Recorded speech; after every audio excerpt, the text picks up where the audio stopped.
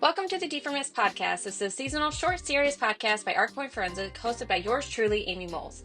In this episode, I'm joined by John Pizzuro, who is lobbying for a cause. John is the CEO and co-founder of Raven, a 501c4 nonprofit lobbying firm comprised of subject matter experts and retired law enforcement focused on legislative and policy solutions for child trafficking and child exploitation. John works with lawmakers, advocates, agencies, and organizations who are willing to challenge the status quo and fight to protect our most vulnerable citizens, while advocating for more resources and support for those who fight for children. John has been called on as a subject matter expert to testify in both the U.S. Senate and U.S. Congress. John is routinely consulted on cyber-related issues on child exploitation, trafficking, and artificial intelligence. Raven is currently involved in separate pieces of legislation and policy. Prior to Raven, John spent 25 years in the New Jersey State Police, conducting, managing, and leading investigations in terrorism, organized crime, narcotics, trafficking, child exploitation, and corruption. John spent his last 6 years as the Internet Crimes Against Children ICAC Commander, where he led a team of 200, including 71 law enforcement agencies. John has created a framework for other countries to investigate child exploitation through the International Center of Missing Exploited Children, and consulted with governments and organizations on child exploitation and how to protect children. Okay, anything. All right, let's get started. No. Okay, can you tell us a little bit about your background and, like what you're currently doing with Raven? So I spent 25 years in the state police, right? And the interesting part of that is I never wanted to be in the state police. So my father had told me, hey, just take a test, right? So I take a test. I think it's like 67. I'm like number 67 on the question sheet, like 72 on the Scantron. I'm like, oh my God, I'm never going to do this. So I erased the whole entire thing. I got 10 minutes left and I end up with a 98 or something like that. So Oh, wow. The problem is, here's the thing, is like, I am one of these people, when I start something, I don't finish. So hence I go into the state police having no idea what the state police does. So long story short, I spent 5 years in homicide, 5 years in corruption, 5 years in organized crime. Not that there's any of that in Jersey.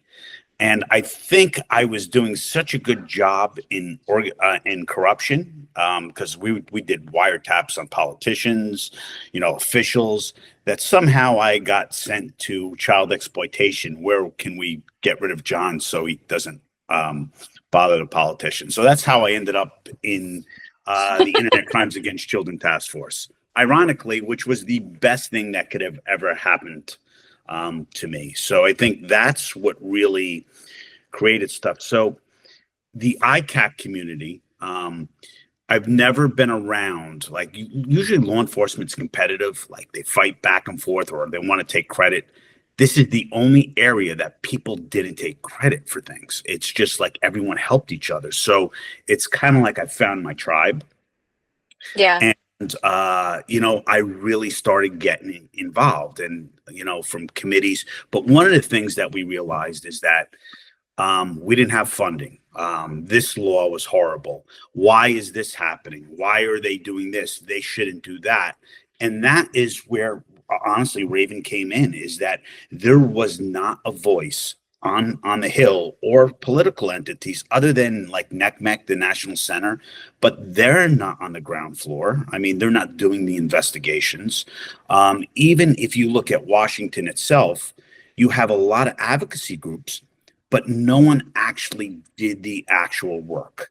And the first day, I remember John Matz and I were hitting the Hill. We high-fived each other because we found the office, because there's like 3 buildings on the House side, 3 buildings on the Senate side. There's tunnels and all kinds of other things. Like we were just happy to find the actual office. But that's where I can feel that. Yeah. So I'd still be lost, by the way. I'd still be wandering around finding the office. But that's the funny part, and that's where Raven was born. So the interesting name about Raven, it was in Nordic myth, Odin had 2 ravens, memory and foresight. So it's the people of the past helping the people and guide the future, right? And that's ultimately what we are. I didn't realize how much success we would have in, just to give you an example, in 2 years, we met with 137 Senate and congressional offices. We testified in the Senate once. We testified in the House twice. To the point where every week a different lawmaker is asking me to take a look at a bill. And there's now all of a sudden such an interest in child exploitation bills. And that's important of us just developing relationships. So that's what we decided to do is one of our things that is we're a resource, right? And we also understand things and how things get implemented. So it's just amazing that I don't want to say every meeting, but like every meeting is just that credibility separates us from everyone else. When you were learning how things, or I guess because you know how things are implemented, how did you learn that, or did you have that experience prior? I didn't have that experience, the legislative experience, but what I did have is, like, for example, right now, Discord, every time Discord gets a subpoena, they're notifying the user. So law enforcement is going to do like forensics, right? They're going to go do their forensics, but they've deleted everything, or they went and got some sort of program in order to even shred it or delete it. So everything is wiped by the time someone gets there. So that is a bill that we can prevent. For example, targeting child predators, and won't pass this Congress, that we can prevent companies that once they receive legal process that they cannot notify the user. So those are the things that we kind of understand. And it's not too different. I wrote a lot of my own legal like affidavits for wiretaps, search warrants. So you can see the difference in what could be done in order to change it, but it needs to be law. Oh, interesting. Okay. So what does your typical day look like? So like I'll give you this week. So this week I'm on the Hill. So right. So the Protect Our Children Act needs to pass because it's already expired and we have 2 or 3 weeks. And Can you kind of go into what that is? yeah, so like each section, each Congress, so this is the 118th Congress. You have 2 years to pass a bill. What happens is January of the first Congress, they're like, okay, who's going to be on what committee? Then there's budget, like appropriations in the spring. So people are busy with that. And then they're doing hearings. Best case scenario, if everything works, you have it works in a year. Most of the bills right now, what they call lame duck session, meaning is that there's outgoing political people that have just lost the election. So this is the challenge right now. So the Protect Act didn't get introduced until September. So now, for example, Rand Paul had a hold on it. Now, Rand Paul is a senator that holds all these bills, not just one bill. It's just philosophical. So that means that this weekend I had to reach out to his office and say, hey, that this bill is really important. And this is why, because you have so many cyber tips in your district. This is going to impact your constituents. So they released a hold. Then I have to go to the Democratic side and hopefully they don't have any issues. Then that's the Senate side. Then I got to go to the House side where I'm talking to the Republicans in the House who are the majority, and I need them to get this bill on suspension, meaning is that there's not time to do a markup, and that's how most bills. So suspension is just suspending the rules in order to get it voted on the floor. But because... So you're just like chasing people around all day long. Yeah. So because it has 70, 80, 90 million, there are budget hawks who do not want to say yes to anything because they think it's wasted money. So that means then I got to pivot to those budget hawks and explain to them that this is directed funding that goes directly to your district and state and local. So then I got to get those people to agree just to remain neutral and not get in the way of the actual bill. So it's so complicated, like in just one bill, the amount of advocacy. So this cracks me up is because, like, if you look on social media, you're going to see 25 different organizations claim, oh, we just got this passed. We just got that passed. But the funny part is I've been on the Hill 2 years. I don't see any of these groups in the hallways, right? So, just because you went to the Hill one day, there's a lot of people doing this. There's like, hey, we just won. And it's great. But the only way it actually works is actually pounding the pavement. So it's grit. So it's just to answer your question, Amy, is like, I don't care if it's business. I don't care if it's relationships. There's no shortcuts, right? So unfortunately, a day like this, when there's a bill happening, it's how do you put it? It's like I'm waiting, and then all of a sudden there's an issue, and then it's just full on press. Wow. So, I mean, personally, I try to limit the amount of meetings I have, but I'm in meetings all day as well. So, what is your favorite thing about supporting this Um, outside of the mission? so we handed out Raven Christmas ornaments and Christmas Oh, cards. cute. So we went to each office, right? Like, and I remember Congresswoman, like as I'm handing this to her, she's like, "Oh my God, this is awesome!" Because what happens is everyone goes in there. So just to give you an example, like you go into talk to a staffer in office, you're talking about, let's say, people there save the frog, save the spotted owl. You know what? My cornfields are. There's not enough agriculture, so everyone has an important issue that comes in there. So how do you separate things, from Yeah. everyone else? So that's kind of what we really do, and it's relationships. I would probably say right now Raven has about 40 relationships. And I define a relationship as that I can call you up and we can go out for coffee instead of meeting in your office, right? So, and that's important because all of those offices now want to write legislation in order to protect kids and help law enforcement. I think that is the biggest thing that we've done over the last year is develop relationships. And it's something that's lost. I think today with social media, we don't know how to talk to anyone. So it's definitely interesting for sure. Well, I beg to differ. You and I can talk forever. So we are the Yeah, outsiders when it comes to yeah, social media. Like I have a pretty big social media presence, but also girl can fill 10 minutes. yeah. Um, so can you share a success story about some of the efforts you're doing on the Hill and how it directly impacts the ICAC community? Do you have anything recent? Oh, so you know, so what they have is congressional directed funding. So we were able to get 8 internet crimes against children task forces money to actual buy technology. Oh, So they wow. were able to buy any type of forensic software, computers, because what happens in a typical budget is they only have 500K. So I'm not going to name the actual software, but you have this one software, might be 100K, this other software 100K, this other software 100K. Now I'm out of money, right? So how Yeah. do I do my job?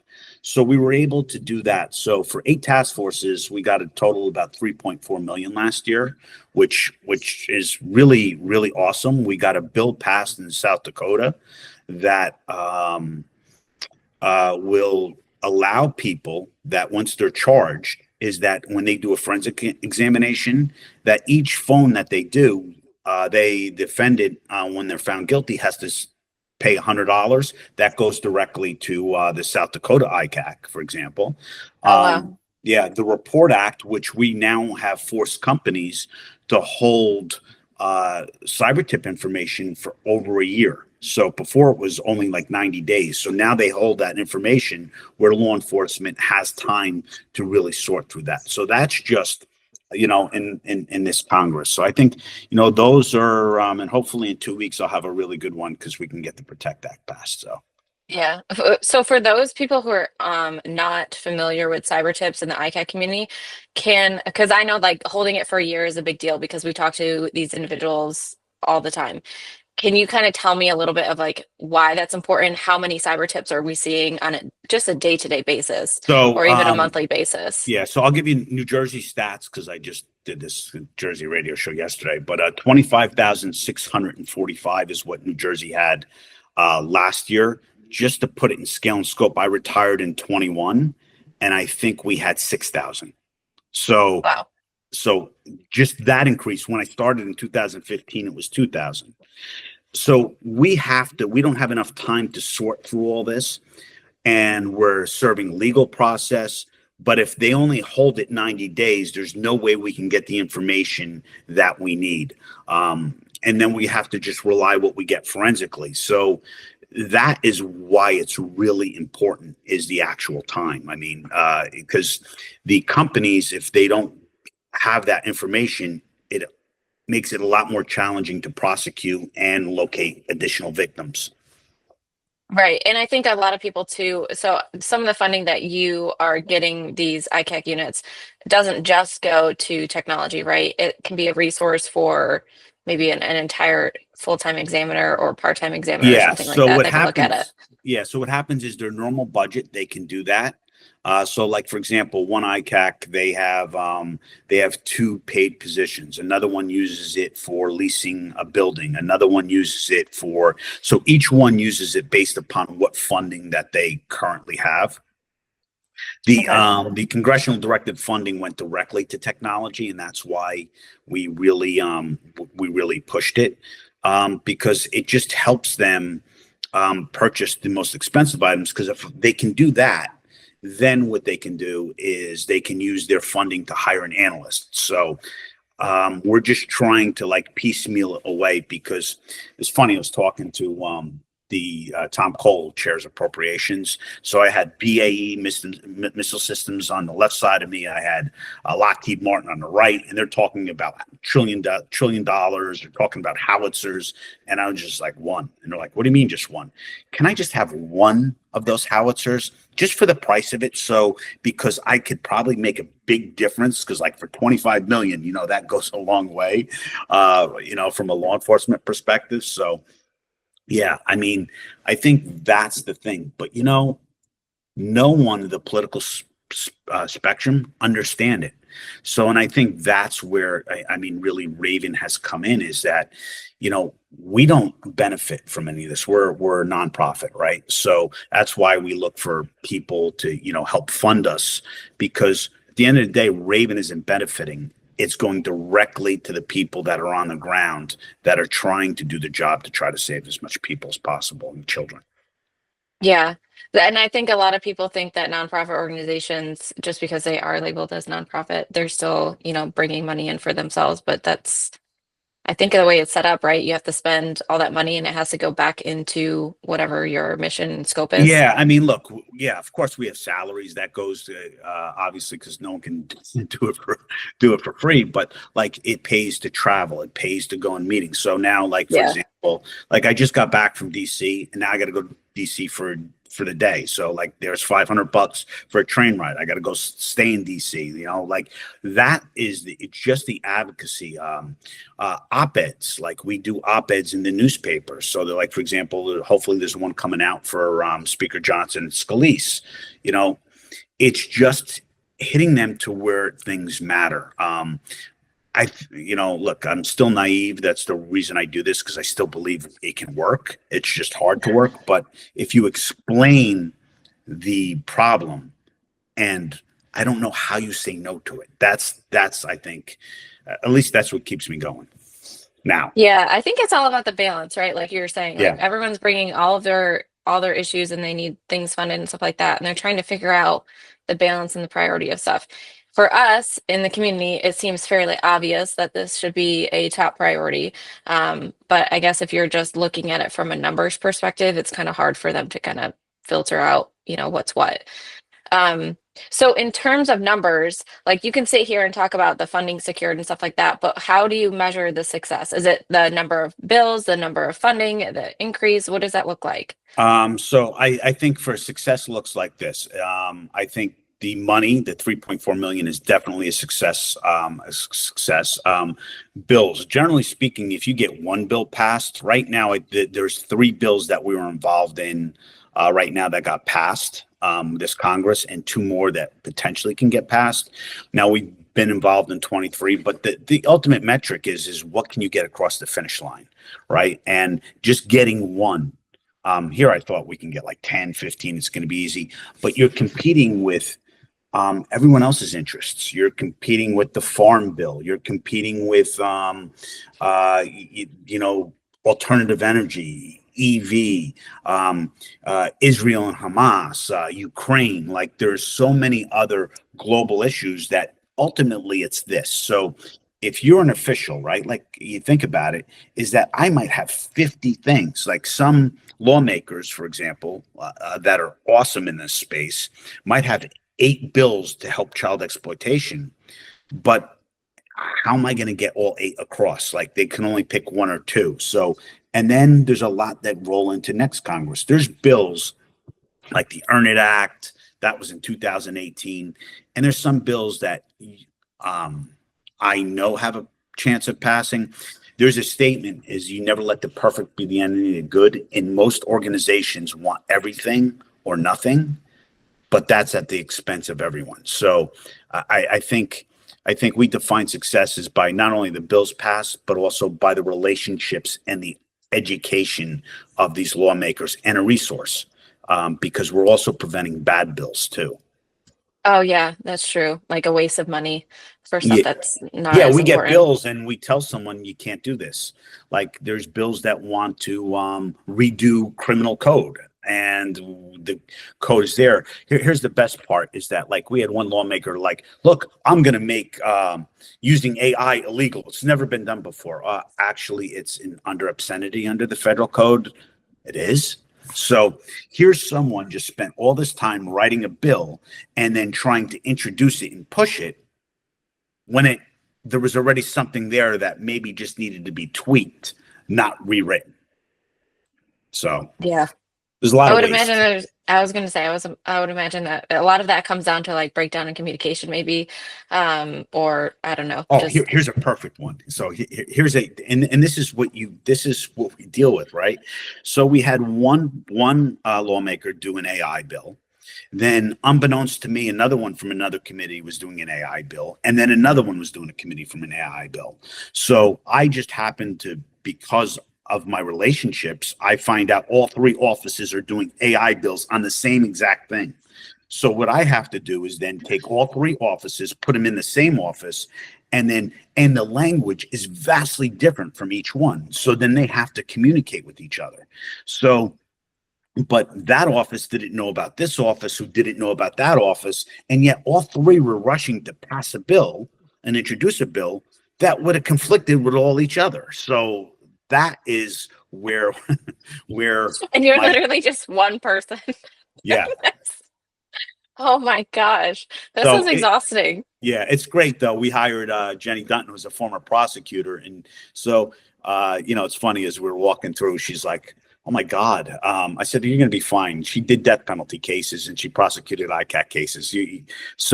But the funny part is we're walking down the hallways. There's all new furniture, new refrigerators, and like people are moving offices. And she goes, "I said, yeah, this happens every Congress." She goes, "Why can't they keep it for 4 years and we can use that money for ICAC, right?" But yeah, there's a lot of waste going on too. Yeah. Yeah, I could imagine the stuff that you all see and witness is just crazy. So we talked about collaboration. So I'm going to skip right over that because we kind of already touched on it. Yeah. But what advice can you give to like small task forces or organizations that don't have a lot of funding? I mean, it sounds like an exhausting process to get funding and to get a bill passed, and they're still scraping pennies to, Well, be able I to think support. so one of the things next year is we plan on, at least for the ICACs, acting on their behalf to get them a little bit more funding in each state, I mean, which has an ICAC, but your local officials, I mean, I think there's state advocacy and there's federal advocacy. So I think if you're able to educate your local lawmakers, like if I was now and I was able to, and I was in my police department and my congressman was, let's say in New Jersey, Van Drew, I am going to talk to him about like, this is the challenges we have. So I think it's very important for the people that are struggling to actually talk to their elected officials. Most departments don't want you to because they don't want the lack of resources, or the challenge was like for all of us, we couldn't speak. We'd get fired if we said what was actually happening. And that's kind of what we're able to do now. So for me, that sounds intimidating, like to reach out to a local like lawmaker office or something like that. How do you tell people to get past that? Like what? Listen, here's the best part. Your congressman, you have an open door to. You can make your constituent. If he's in your district, he's supposed to represent you. That means your department, even on a local level. That's where it starts. So you as a private citizen have the right to air your concerns, right? So I think that's where it starts. Whoever your local congressman is, and I'm sure you can just Google it. Google like, who's my congressman? I live in, Point Pleasant, New Jersey. It'll be Chris Smith. So. Okay. All right. And I think it's also important too, to kind of remind people that these are people just like you Yeah. and I. So I know like when I started out doing, especially like business development, especially when I was talking to a customer, I would be like, I hope I don't say anything ridiculous. And there's a lot of imposter syndrome that went into, fitting into that role. And then I took a business development class. It literally was like, people are people. These people also put their foot in their mouth.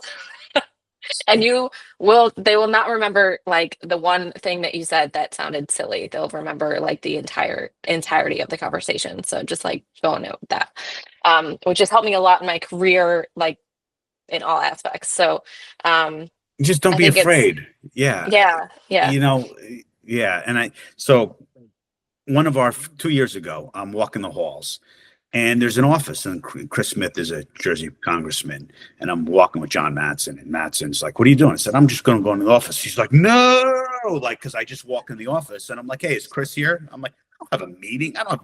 So what happens is I'm at the front desk, and Chris, the congressman, sees me, but he needs to get across the other way. And you can see it's like, oh, crap. How am I going to get from one end to the other without this guy bothering me, right? So he's trying to sneak behind me. And I'm like, hey, Chris. And he's like, shit. But it's like that standard, like, like pretend you're on your cell phone, like, oh, this email's so interesting.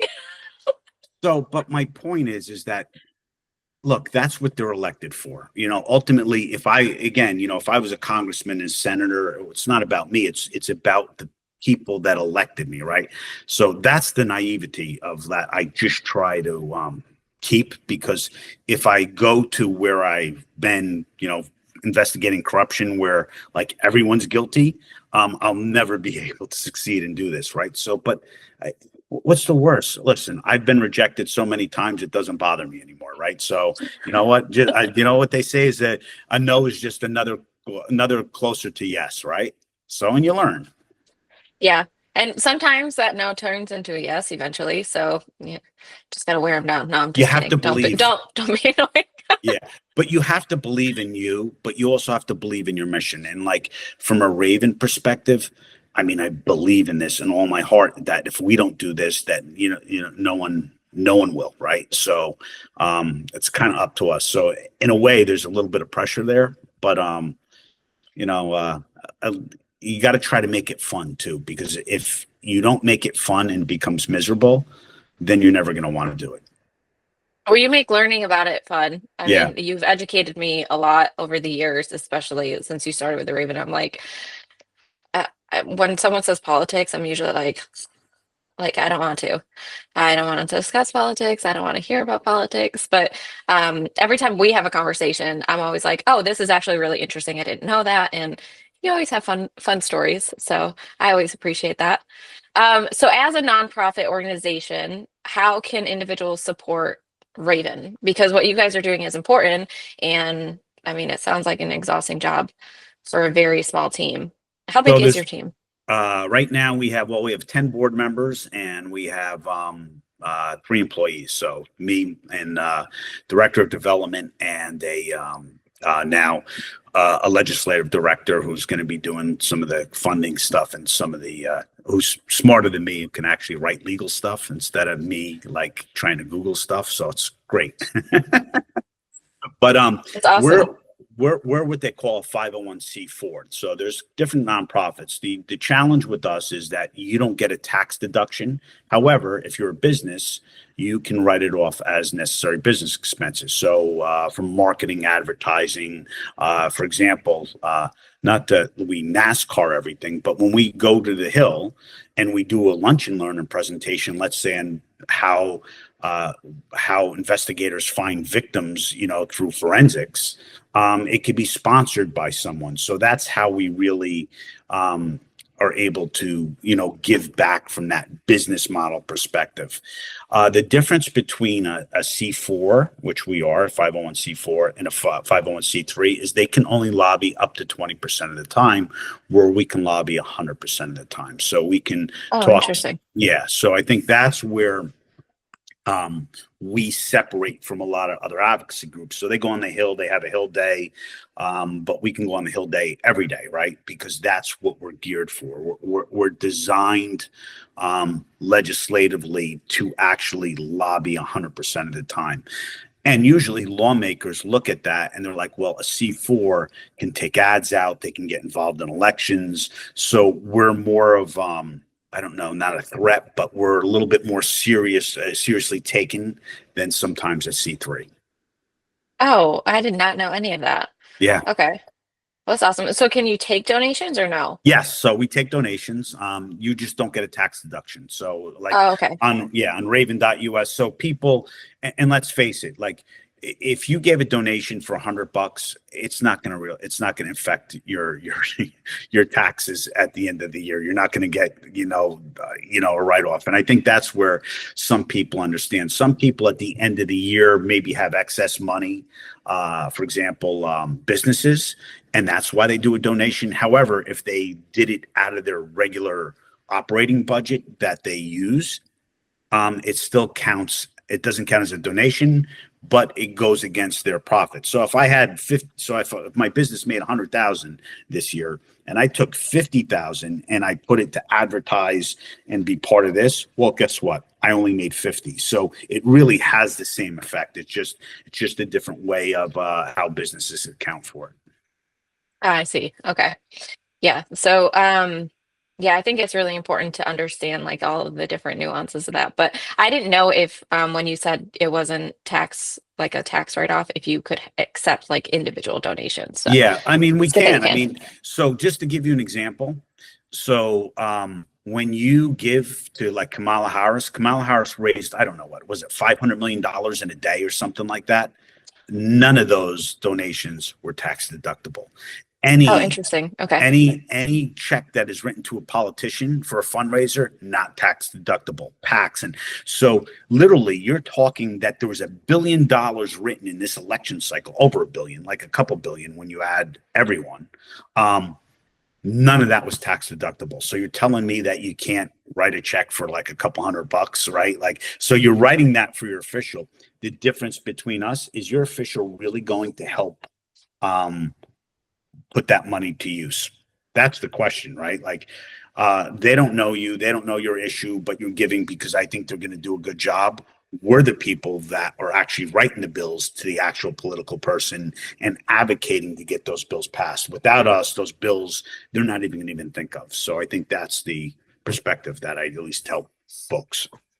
No, I like the perspective, like especially if you care really deeply about, the mission that we're supporting, which is ICAC, then that would be where your money goes. Like, yeah, I mean, right? one of our main funder, like the Jensen Project, who's been just utterly amazing, Janet Jensen, who's a philanthropist, who's really taken her own dollars and supported like hundreds of organizations. I mean, that's ultimately why Raven was able to start. Without her, Raven wouldn't have been there, because you still need a financial component. Otherwise, we're nothing but like a treehouse just saying kumbaya. But it takes people like that. Again, she's not doing it because she's getting a tax deduction or something. It's because it's a lifelong mission of her to protect women and children. Right. That's awesome. So if you can give like one key takeaway to our audience of why funding these missions is important, or finding out more information, what would that be? Without us, it's not going to happen. So the only way that money gets sent and bills get sent is with direct fighting and funding. You have to be there every single day. Basically, is that white nose. So that's the takeaway. That's why we need to change, because there's more children being victimized today ever. Law enforcement doesn't have any resources and doesn't have any help. And those are the people that are going to be protecting your children at the end of the day. That's an awesome key takeaway. Thank you. And we're going to shift a little bit, but it is a festive podcast, right? 12 Days of DFIRmas. So can you share with me what your favorite holiday tradition is?